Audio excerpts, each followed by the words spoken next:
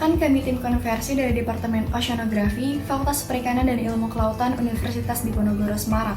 Bersama saya sendiri, Sekar Adingingsi, juga Leon Nevadila serta Satria Ginanjar selaku Ketua Tim. Pada kesempatan kali ini, kami akan menampilkan video hasil penelitian kami dengan judul Rancang Bangun Alat Deteksi Sedimentasi dan Gelombang Ekstrim dalam Memantau Lingkungan Hidup Ekosistem Mangrove dan Kawasan Pesisir. Kawasan pesisir merupakan wilayah yang rentan terkena bencana laut.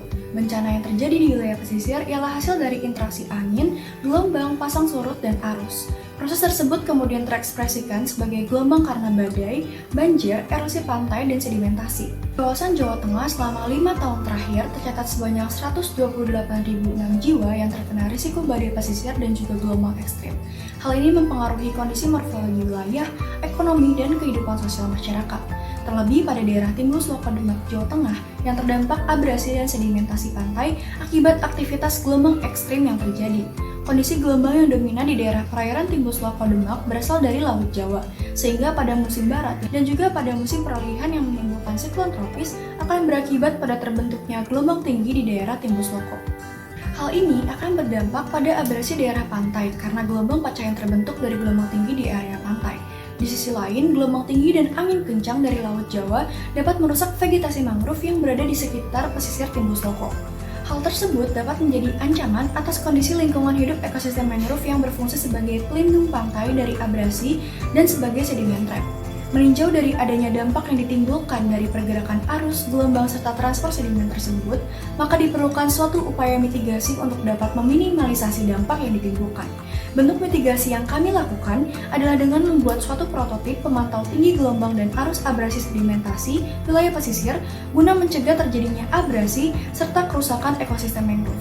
Melalui perancangan prototip berbasis IoT atau Internet of Things ini diharapkan dapat menjadi langkah strategis, efektif, dan juga efisien untuk memitigasi dampak yang terjadi. Dengan rancang bangun berbasis IoT ini, informasi yang tersedia kemudian dapat diakses dengan mudah karena dapat dijangkau melalui jaringan internet. Oke, untuk alat yang kita gunakan ini berbasis Internet of Things sehingga dapat diketahui kondisi lapangan di daerah Timbul Sloko secara real time yang kita bisa lihat melalui website ataupun smartphone. Untuk microcontroller yang kita gunakan ini sistemnya menggunakan Arduino Uno R3 dan juga Node MCU 8266. Untuk sensornya kita menggunakan 2 buah sensor, diantaranya anemometer berjenis JLFS2 dan juga WinFin untuk menentukan kecepatan dan juga arah angin. Selanjutnya, daya yang kita pakai untuk alat ini agar bekerja adalah berasal dari 2 buah panel surya sebesar 50 watt peak dan juga akumulator 20 volt 40 ampere hour. Selanjutnya, untuk pembuatan prototipe ini kita memanfaatkan bahan hollow 2x4 mm yang kita letakkan 2 meter di atas dari dasar laut. Data kecepatan angin dan tinggi gelombang signifikan kita konversi kembali menjadi data energi angin dan juga energi gelombang yang berfungsi dalam peramalan gelombang destruktif dan peramalan kerusakan hutan. Untuk data tinggi gelombang signifikan itu kemudian kita konversi kembali ke dalam bentuk tinggi gelombang pecah dan juga kedalaman gelombang pecah menggunakan hubungan tinggi gelombang dan kemiringan pantai. Untuk mengetahui tinggi dan kedalaman gelombang pecah, kita menghitung parameter aliran arus pantai yang terbagi menjadi longshore current dan juga rip current, di mana parameter arus pantai ini dilakukan peramalan untuk pengangkutan sedimen yang terjadi akibat wave breaking yang menghantam pantai.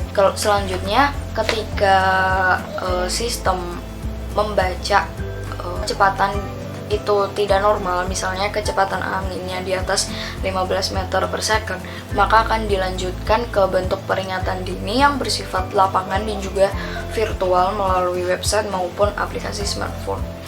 Dari website itu kita akan menampilkan sistem peringatan fenomena ekstrim. Selanjutnya kita akan menampilkan grafik dan juga informasi sinoptik dari meteorologi dan oceanografi yang ada di lingkungan tersebut. Kita mengembangkan bot Telegram yang berfungsi untuk meluaskan penyebaran informasi terkait dengan keadaan lingkungan yang berada di Timbul Sloko ini. Berikutnya adalah fitur-fitur yang kami buat dari PT Mapid, yaitu GeoMapid, yang akan menunjukkan peta lokasi serta statistik dari hasil pengamatan. Berikut merupakan cara untuk mengakses GeoMapid sendiri. Yang pertama kita akan membuka GeoMapid, selanjutnya kita membuka peta lokasi, yaitu dengan cara mengklik icon view dan juga akan terlihat peta lokasi. Kemudian sini ada statistik dari hasil pengamatan seperti kecepatan angin hingga transport sedimen. Kemudian terdapat juga data grafik, di mana grafik ini merupakan data yang hanya bisa diakses oleh peneliti guna untuk menentukan wilayah mana saja yang terdampak abrasi maupun sedimentasi serta wilayah yang cocok untuk restorasi mangrove. Cara untuk penggunaan dari Telegram ini, kita dapat mengklik start. Di sini kita akan diberikan pesan pembukaan dan juga stasiun pengamatan apa saja yang aktif. Kita akan mengklik stasiun yang aktif untuk memperoleh informasi selanjutnya. Nah, selanjutnya ketika telah muncul pesan, kita dapat memilih untuk mengetahui informasi yang ada di wilayah Timbul Sloko Demak. Contohnya kita akan mengklik bagian dari wind waves untuk mengetahui angin dan gelombang. Maka dari sistem di lapangan akan mengirim data melalui Telegram ini dan ditampilkan pada chat. Berikut merupakan contoh dari Coastal Dynamics yang tercatat. Ini merupakan data-data yang secara real time tercatat oleh instrumen di lapangan.